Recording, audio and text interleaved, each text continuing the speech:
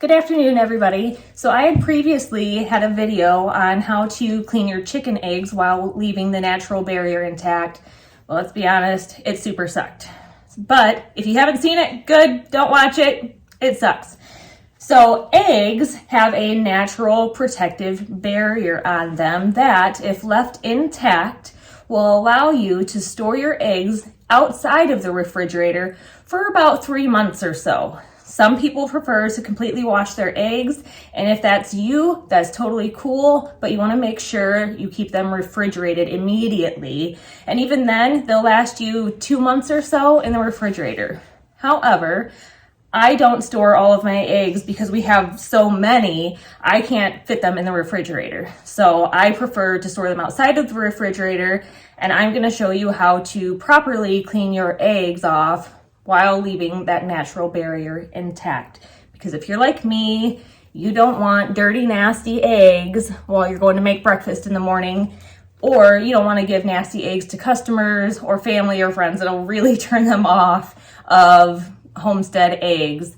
So what you want to do is, I use a paper towel, but you barely want to get it damp.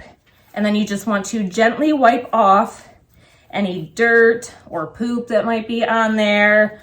Sometimes there's blood on there, and that's okay. That can happen sometimes if the egg's really big, because you'll get double yolkers sometimes, and that's always a fun surprise, and those eggs are huge.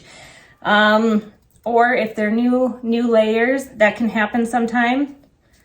But just gently wipe that egg off. Again, you don't want to risk removing that natural barrier that protects the eggs from rotting.